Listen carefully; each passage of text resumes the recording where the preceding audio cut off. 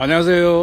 오늘 실험은 시내주행 외곽도로 고속도로를 포함한 도로를 주행하면서 일반인들에게 연비 운전에 관해서 어떻게 운전하는 것이 연비가 높은 것인지 운전을 잘하는 것인지 재능기부 차원에서 투명하게 가르쳐 드리겠습니다. 자, 그러면 세팅 하겠습니다.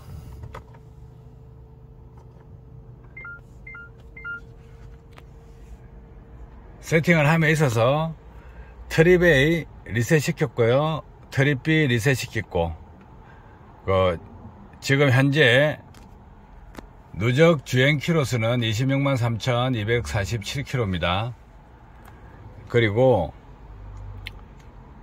주행 가량거리는 308km입니다.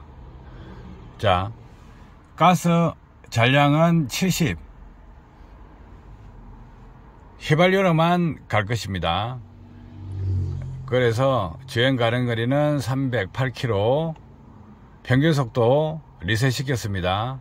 주행 시간 리셋 시켰습니다. 평균 연비 리셋 시켰습니다. 그러면 이 상태에서 운전을 하고 순간연비 상태로 운전을 하겠습니다. 그리고 한 바퀴 돌고 와서 이 자리에 서서 연비 얼마냐 이것까지 다 보여드리겠습니다. 투명한 게 제일 좋죠. 그래서 제가 이런 실험을 하는 이유는 뭐냐면 운전 습관과 영역제기 구분을 해드리면서 오해 없으시라고 하는 것입니다. 분명히 영유역제기는 자동차 메이커 기술을 뛰어넘었습니다.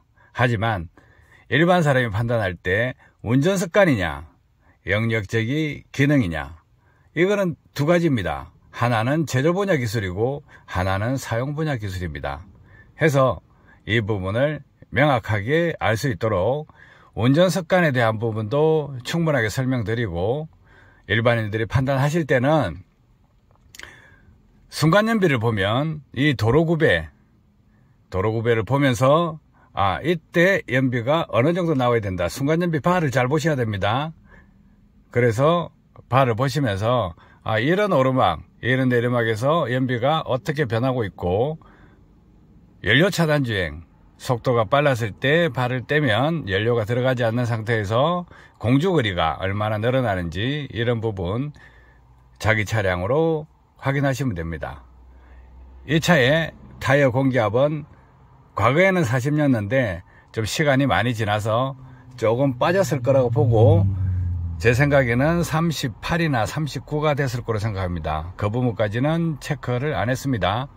안 한 것은 안 한 것이고 한 것은 한 것이기 때문에 투명하게 알려드리고, 지금 운행 코스에서는 운전 습관에 대해서 교육하는 영상이니까 이 영상은 이제까지 제가 연비 운전에 관해서 수십 년간 했던 부분을 정리해 드리는 것이기 때문에 참고하시고 승용차를 타시건 화물차를 타시건 버스를 운전하시건 모든 분들에게 도움이 될 것입니다.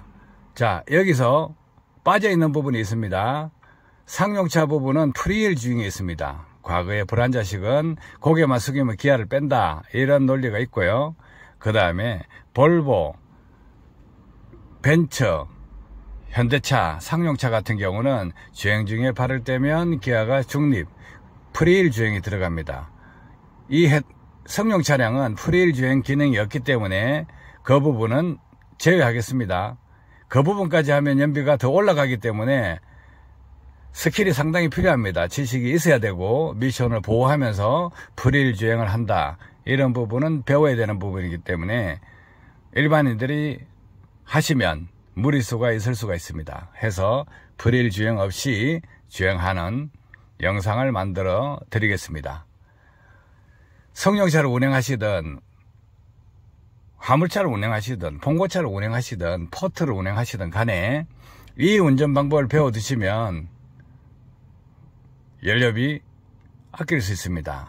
그래서 우리나라는 산유국도 아니고 에너지를 수입하는 국가이기 때문에 국가 발전을 위해서 조금씩 아껴주는 것 좋습니다. 나라가 개인을 위해서 존재하지 않습니다. 한 개인들이 뭉쳐서 국가를 건강하게 만드는 것입니다. 해서 주행시험 하면서 교육 영상까지 만들어 드리도록 하겠습니다. 자, 시동을 걸겠습니다.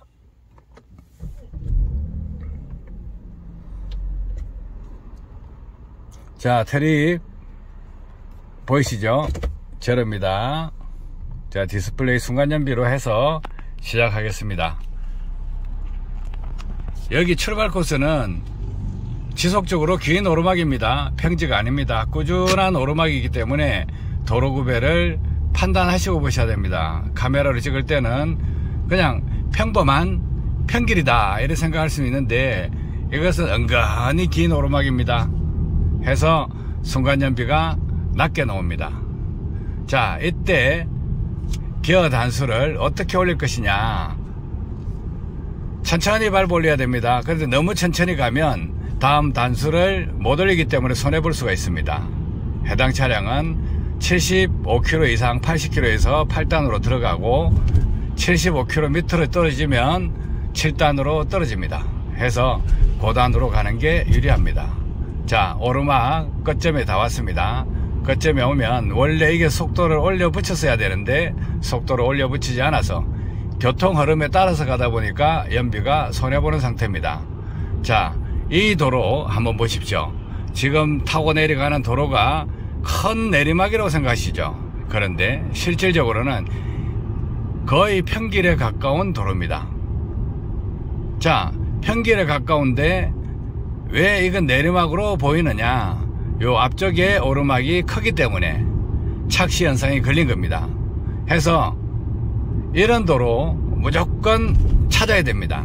찾는데, 자, 오르막길이 앞에 큰 오르막길이 있다. 그러면 평길이나 약한 내리막도 아주 센 내리막으로 보이게 되어 있습니다. 그래서 이 부분 착시 현상 바로 걸립니다. 운전자분들은 도로를 우습게 생각하시면 안 됩니다. 자, 오르막 상태입니다. 지금 도로가 오르막 상태인데도 불구하고 그 앞에 또 큰 오르막이 있어요. 그럼 이게 평길같이 보인다는 거예요. 그런데 순간연비 바를 보면 오르막이라는 걸 알 수 있습니다.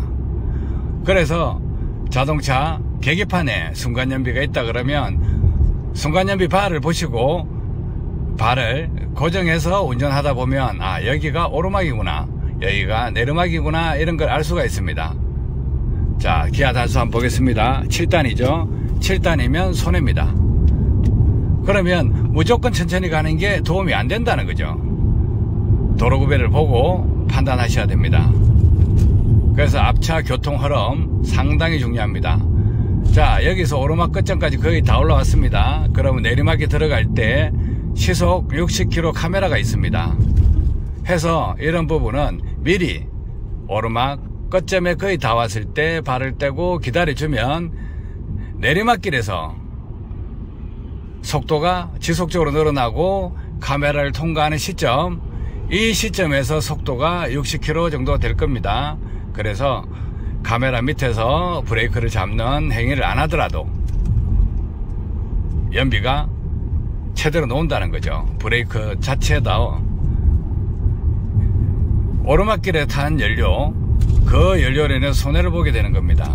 지금 40km에서 오르막길 끝점에 출발시켰는데 지금 어떻습니까? 속도가 꾸준히 늘어나죠. 부담스럽습니다. 자, 앞에 카메라가 있습니다.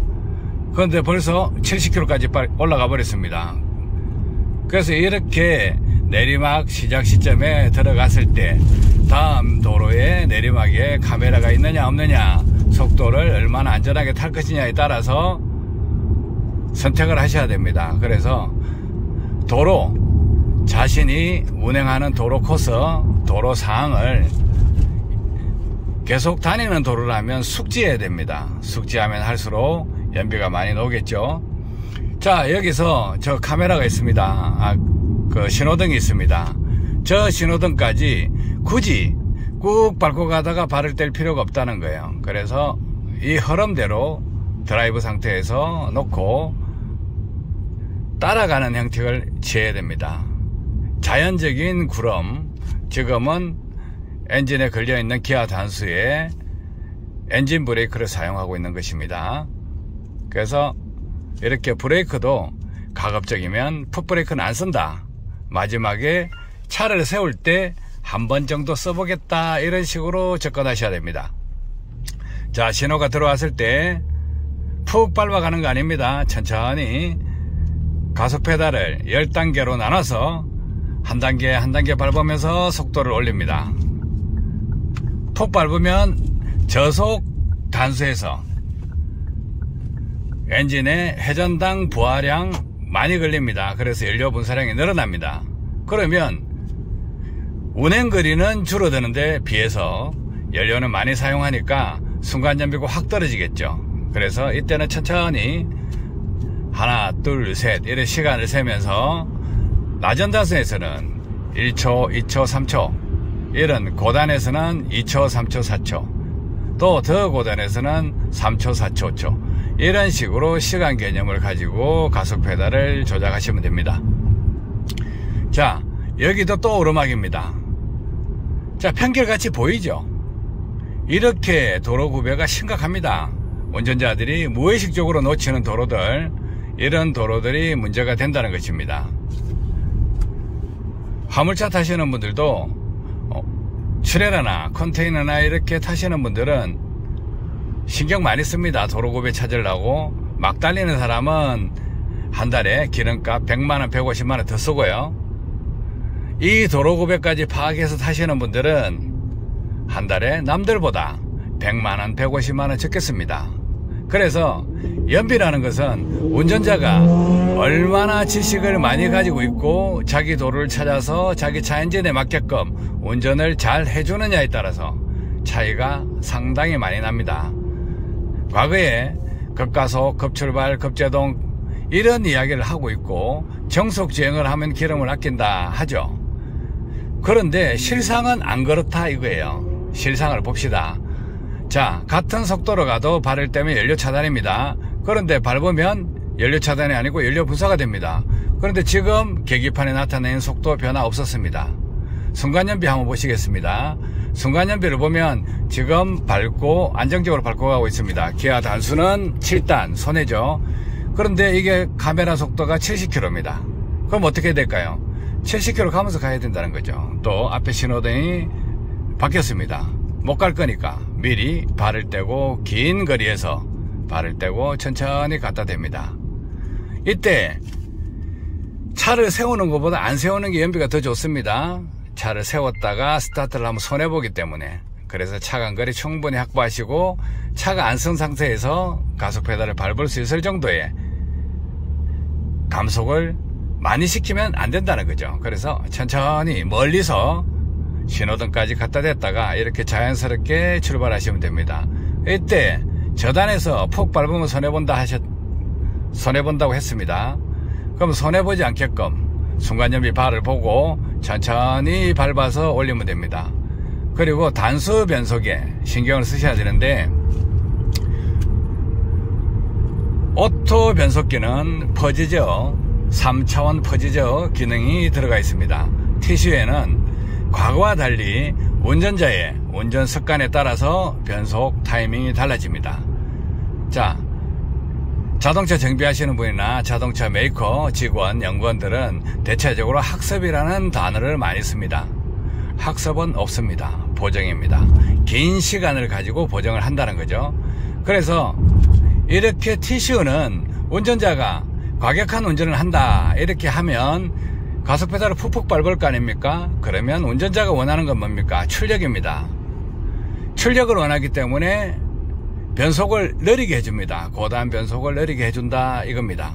그러면 저단으로 빨리 떨어집니다. 발을 뗐을 때 고단으로 있다가 저단으로 빨리 변화된다는 거죠. 왜 그럴까? 그 이유는 그 운전자가 다음에 푹 밟을 것을 대비해서 TCU 프로그램에 변속을 저단으로 빨리 내려놓습니다. 그래야 응답성이 좋고 출력이 좋다, 차가 좋다, 잘 나간다 이런 생각을 가질 수 있게 만들어주는 겁니다. 자, 프로그래머들은 엔진을 운전자의 편의 또 운전 습관에 따라서 노력하는 정도에 따라서 맞춰준다는 거죠. 연비를 원하면 연비, 출력을 원하면 출력. 그래서 변속을 그렇게끔 할 수 있도록 3차원 퍼지저 프로그램이 들어간 것은 이미 20년이 훌쩍 지났습니다. 그래서 이런 부분도 배워두시면 상당히 좋습니다. 운전자가 운전하는 행위에 따라서 출력을 원하느냐 아니면 연비를 원하느냐 이럴 거 아닙니까? 그래서 이런 부분 자연스럽게 이해를 하시고 자기 차를 많이 알려고 해야 됩니다. 그런데 몰지각한 사람들이 있습니다. 차가 프로그램 됐는데 자기는 개판으로 운전해도 연비도 따라와줘야 되고 출력도 따라와줘야 된다. 안 됩니다. 왜 안 될까요? 자동차 메이커 연구원들도 바보도 아니고 미션 생산하는 업체, 그 업체 연구원들도 바보가 아니라는 겁니다. 그런데 운전자는 이 모든 것을 자기가 원하는 대로 다 해주기를 바랍니다. 최소한 그런 운전자들은 공부를 하셔야 됩니다. 엔진은 아는 만큼, TCU는 아는 만큼, 또 도로구배 아는 만큼 자신이 그 방향을 다 알고 나서 어떻게 운전할 것이냐 지식 싸움입니다. 그리고 그 지식을 가지고 연습입니다. 연습을 하셔야 되고 그 연습된 가운데 최적의 패턴을 찾아서 숙련을 해야 됩니다. 세상에 공짜는 없습니다. 제가 연비운전 이렇게 투명하게 공개해 드리는 것은 무엇 때문에 그러냐, 저야 앞으로 살아갈 날이 멀지 않았습니다. 해서 이렇게 유튜브 영상을 통해서 기록으로 남겨두면 많은 분들에게 도움이 될 것이라고 생각해서 제가 30년 이상 했던 연비운전 이 부분을 투명하게 알려드리는 것입니다. 자, 이 영상이 공개되고 많은 분들이 활용하면 활용할수록 에너지 절약은 될 것이고 자동차 수명은 늘어날 것입니다. 고장률도 줄어들고 이 운전 하나만으로도 엔진 성능이 개선됩니다. 자, 이런 부분 상당히 중요합니다. 자, 고속도로 진입했습니다. 자, 고속도로 진입해서 여기 좌회전 들어가면 또 오르막입니다. 오르막 어떻게 할까요? 원래는 더 빠른 속도로 고단으로 차고 나가는 게 맞습니다. 그런데 안전이 더 먼저 돼야 되기 때문에 그렇게 하지 않습니다. 자, 시내도로를 통과했고 외곽도로를 통과했을 때 나온 연비 한번 보겠습니다. 평균 연비 보시죠. 자, 평균 연비 12km입니다. 지금 제네시스 가지고 일반 분들이 연비 얼마 나옵니까? 고속도로 타야 12km, 시내 중에서 8km, 요 정도 선입니다. 자, 지금 제 차는 실험용 차입니다. 실험용 차이기 때문에 출시되지 않은 기능들, 또 영역제에 관한 양 컨트롤을 어떻게 하느냐, 그 실험을 하고 있습니다. 그래서 지금 여기서 약간 내리막선 같은 평길입니다. 근데 앞에 오르막이 크게 보이죠. 그래서 이 도로가 평길임에도 불구하고 내리막으로 보였다는 거죠. 근데 이런 데서 착시 현상이 걸려서 발을 뗐다가 여기서부터 밟으면 연비가 확 떨어져 버립니다. 해서 내리막길이다 생각되더라도 가만히 보고 앞에 오르막길을 보세요. 오르막길을 보고 운행을 하시면 연비에 상당히 도움이 됩니다. 자, 이 오르막길 터널 지나면 어떻게 될까요? 다음 도로를 또 상상해야 됩니다. 그래서 운전자는 최소한 자기 전방도로 2km 내외의 거리, 그 구간에 있는 도로구배를 숙지하고 그 도로구배를 활용하면 활용할수록 연비를 더 높일 수 있습니다. 그래서 승용차하고 화물차 운전자분들의 운전 실력은 천지차입니다. 자, 제가 승용차, 시내버스, 화물차 운전자들 엄청난 숫자를 뒤에 타고 가르쳐 봤습니다. 다 제각각 자기 고집이 있고 또 잘난 척 하는 사람 많고 아는 척 하는 사람 많습니다. 분석 장비를 들이대고 실제로 자신의 운전 습관을 보면서 교육을 시켜보면 운전 잘하는 사람 아무도 없었습니다. 99% 정도가 아니고 99.9%가 잘 못하고 있습니다. 발 개판입니다. 지원차 알코올 중독 권리가 뜨는 것도 어느 정도야지 심합니다. 도로구배 판단도 못하고 막 밟아 제낍니다. 또 발댑니다. 메뚜기 운전합니다. 자, 보십시오. 지금 요것은 평길 같은 터널입니다. 그런데 연비가 17, 18, 19 이런 식으로 움직입니다. 자, 이 도로를 지나서 다음 오르막이냐 내리막이냐 판단을 해야 되겠죠. 지금 약간 내리막성이 약간 걸리니까 연비가 순간적으로 19km. 그런데 앞에 도로가 어떻습니까? 도로가 세죠? 그럼 시속 100km로 가고 있는데 최고속도 80km 도로입니다. 100km 도로입니다. 100km 도로에서 앞에 오르막이 있으니까 지금부터 살짝 더 밟아야 됩니다. 순간 연비가 좀 떨어지죠? 하지만 다음 오르막길을 대비해서 미리 탄력을 붙여주는 겁니다. 저는 제 발은 30년간 운전 연습을 했기 때문에 발이 알코올 중독에 걸리지 않았습니다. 해서 전혀 떨지 않습니다. 정조준에서 사격하는 것 같이 정확하게 발이 움직입니다. 이런 발 컨트롤 대한민국에서 몇 명 안에 들 겁니다. 저같이 이렇게 운전하는 사람, 저에게 배운 사람들, 그분들은 이렇게 할 것입니다. 그래서 이런 도로구배 미리 파악을 하고 어떻게 운전하는 게 좋을 것이냐, 도로를 숙지하고 도로 지형, 오르막, 내리막, 구배, 그리고 어떤 도로에 어느 시점에서 속도를 붙일 거냐, 속도를 줄일 거냐, 가속할 거냐, 감속할 거냐, 속도 유지할 것이냐를 적용해야 된다는 것입니다. 자, 여기서 화물차 속도 90km죠.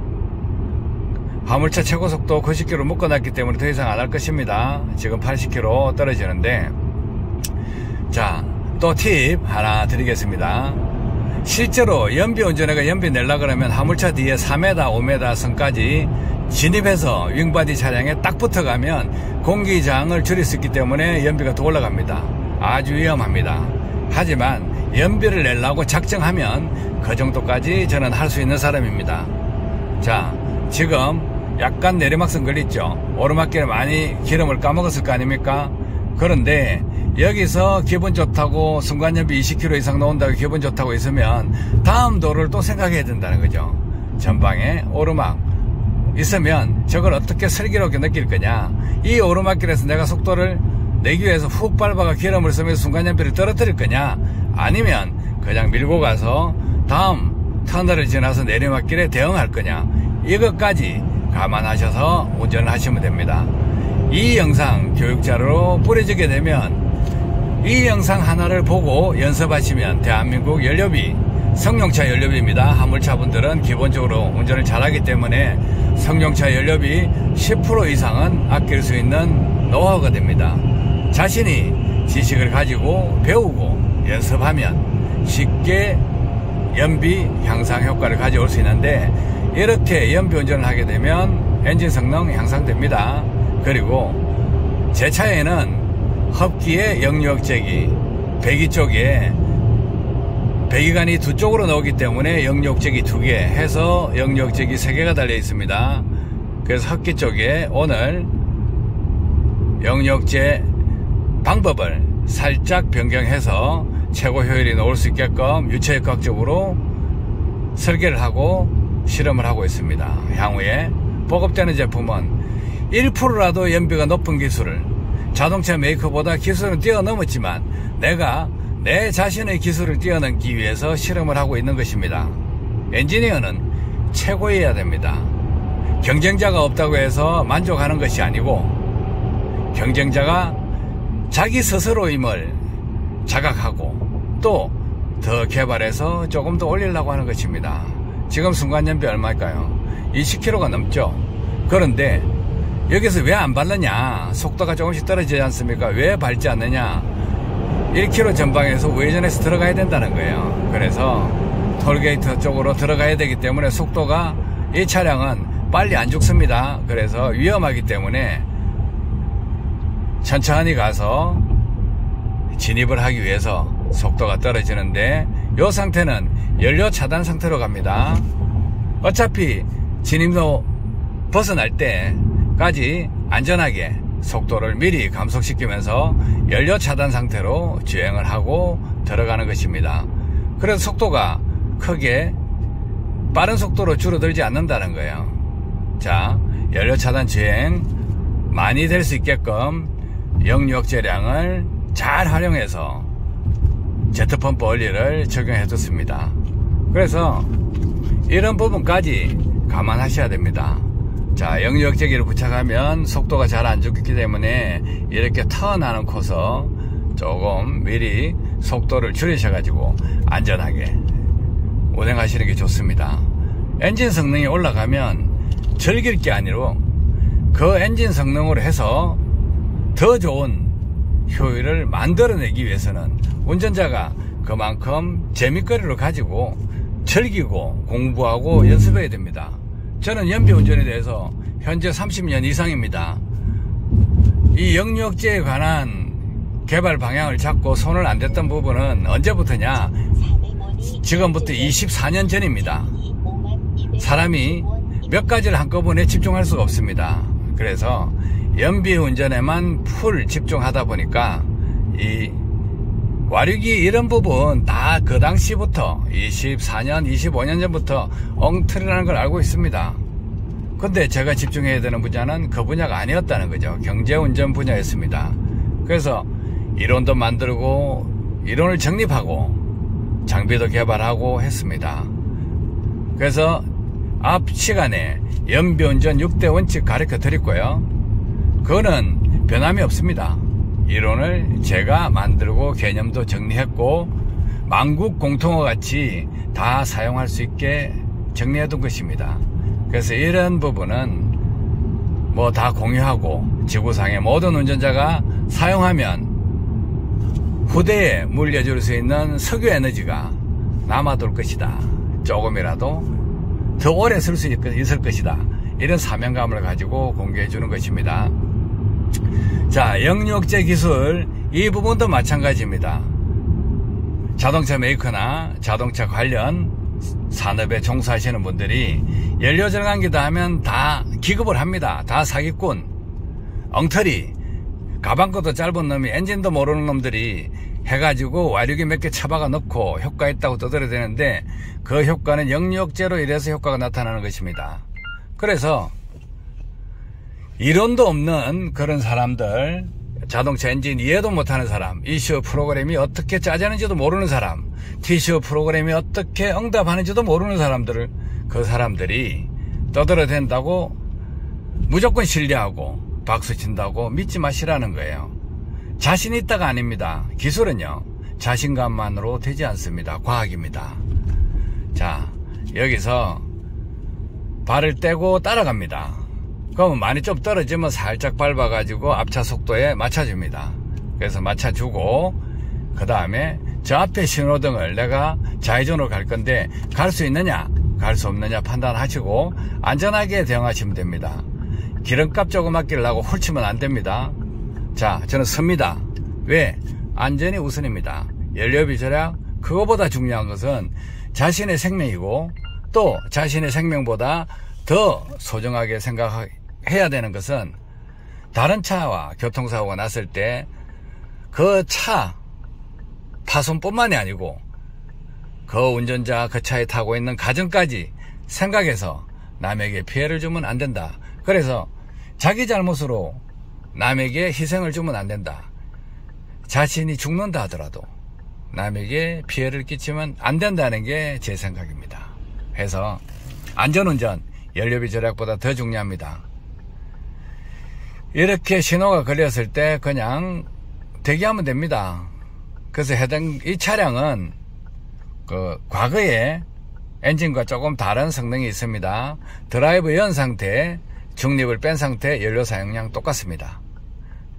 그 이전의 차들은 드라이브에 하면 공회전 기름량이 더 많이 들어가고 공회전이 안정화되어 있기 때문에 연료 분사량이 10%, 뭐 20% 더 썼는데 지금 차량은 기아를 빼면 RPM이 뜨고 회전당 연료 사용량이 줄고 드라이브를 여면 RPM이 죽으면서 회전당 연료 분사량이 늘어납니다. 그래서 제가 측정한 값에 의하면 동일합니다. 자, 제네시스 2012년식 이 차는 차가 섰을 때 기름 아낀다고 기어를 중립으로 넣지 마시기 바랍니다. 도움 하나도 안 됩니다. 자, 여기서 출발할 때도 마찬가지입니다. 푹 밟으면 순간연비 2km 떨어지겠죠. 천천히 밟아 올리면 순간연비도 잘 자라납니다. 자, 순간연비 낮다 이게 아니고, 자, 변속을 시키면 팍팍 올라가죠. 순간연비가. 그래서 악셀레터를 밟았다가 발을 살짝 들었다가 다시 밟으면 변속이 됩니다. 자, 이해하시겠어요? 변속은 운전자가 오토 차량이라 하더라도 발로 변속할 수 있다. 자, 원하는 속도 최고단 80이다. 이 도로는 80km 갈 수 있느냐? 앞에 신호등을 보고 갈 거냐 말 거냐? 못 간다 그러면 자기가 가고 있는 단수 지금 7단입니다. 7단에서 최고 연비 7단을 지킬 수 있는 최저속도 발은 고정 이렇게 타시면 최고 연비를 만들 수 있습니다. 자, 이렇게 하는 것이 연비운전이고 경제운전입니다. 도로 조건에 따라서 뻘뻘 기대면서 자기가 연비가 뭐 15km 탔다 이런 식으로 뻥치는 사람들 개구라치는 사람 많습니다.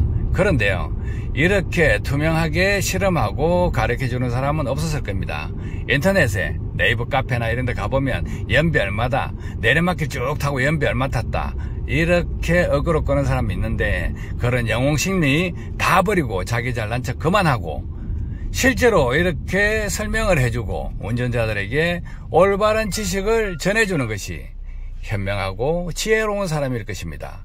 영웅심리에 빠져서 자기가 잘났다, 내가 최고다 이런 걸 버리시고 연비운전에 관한 것도 이렇게 세세하게 솔직하게 이야기를 해주시는 게 좋습니다. 자, 요 신호등이 지나고 끝나면 조금 전에 출발했던 저 상용차들 버스 앞에 대고 순간연비 이 과정을 보고 운전해 왔는데 평균연비까지 보고 여러분들이 참고하시면 도움이 될 것입니다. 이렇게 신호가 걸렸을 때 공회전 스탑 기능이 있는 차들은 기름이 안 들어가겠죠. 하이브리드 차도 기름이 안 들어가겠죠. 이렇게 내연기관은 기름이 들어갑니다. 연비가. 이 기다리는 동안 이 차는 시간당 800cc, 700cc 요 정도 기름이 먹습니다. 그래서 이런 부분까지 감안하시고 시내 주행을 타면 연비가 떨어진다. 신호등이 걸렸을 때 기름을 더 낭비한다. 그래서 저단으로 또 사용을 많이 한다 해서 연비가 떨어지는 것입니다. 자, 지금 해당 코스 출발 지점까지 돌아왔습니다. 그러면 종합적으로 검토해 보도록 하겠습니다.